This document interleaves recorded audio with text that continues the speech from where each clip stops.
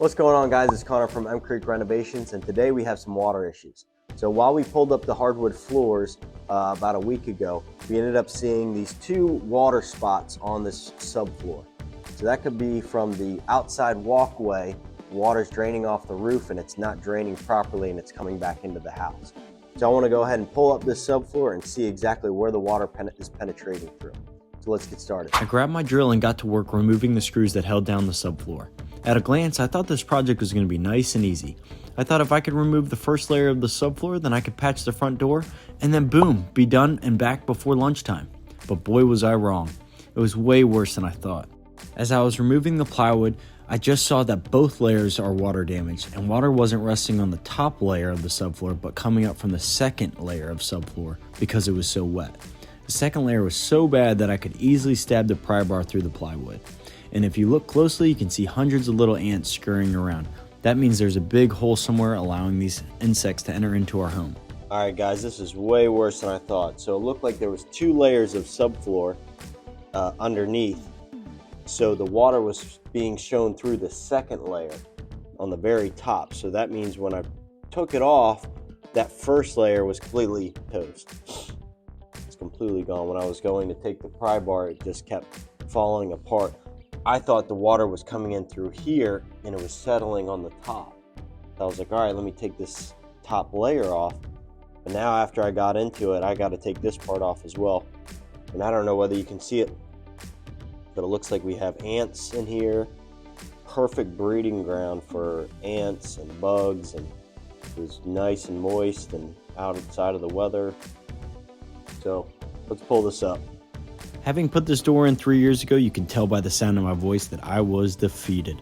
Although it's frustrating to have to go back over your work and do it all over again, it just shows how important it is to do things right the first time, and it pays to do something correctly. Or in a couple of years, it'll come back and haunt you down the road. All right, guys, so after cutting through the two layers of subfloor, I was able to get my eyes on what was actually happening and how deep the water was actually penetrating into the house. And it looks like these 2x12s are wet. 2x12s, it's wet all the way from this corner all the way to that corner. It has to be the water is coming off of the roof and hitting that front walkway, and it's not draining properly, and the threshold isn't sealed right, so the water's seeping in underneath the threshold and getting on these joists. Once removing the two layers of subfloor, it's now time to tackle the threshold. I took a Sawzall and cut the threshold to the center and then pried it up with a large screwdriver. As I was pulling away the sill, I immediately saw the issue. The water was coming up underneath the door sill, and it would travel through the gaps and be absorbed by a yellow foam which would act as a sponge. After removing the sill, here's what the opening looks like.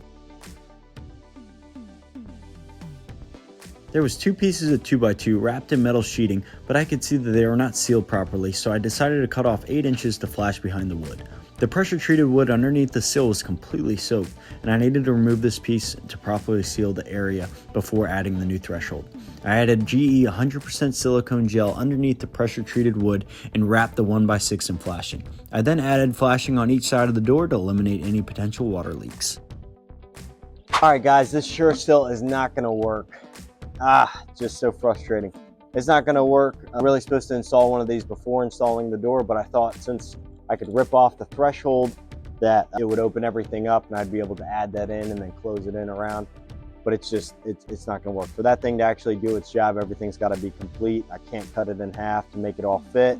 I don't wanna take out this door. It's just a lot of other issues that it's not gonna work.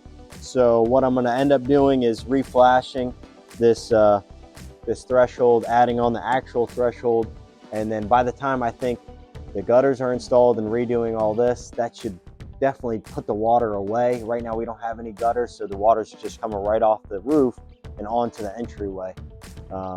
So let's add in the threshold and let's get started. I was pretty bummed not being able to fit the sill into the door threshold.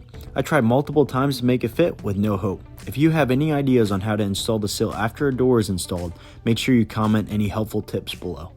Once the silicone gel is set and the threshold is set where you want it, pre-drill 3 screws to set the sill in place. Then with an impact driver, drill each screw into place.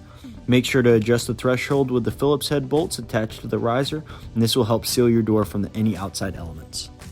All right, guys, that's all we got for tonight. Just a quick recap. So we ended up removing the subfloor because there was 2 water spots right here and right here on the door.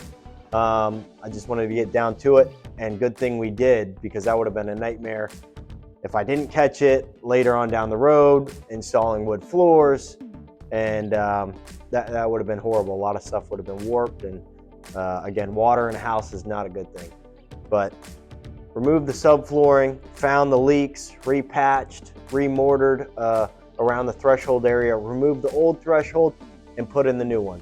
And again, that should be it. I think once we start adding in the gutters and eliminating the rain and making the rain move away, then we should be in better condition. But right now, I don't want to patch anything because I want to wait till what we did actually works. So again, thanks for watching. Like, comment, subscribe, share it to a friend. Comment down below if you've enjoyed this video, and stay tuned for the next one.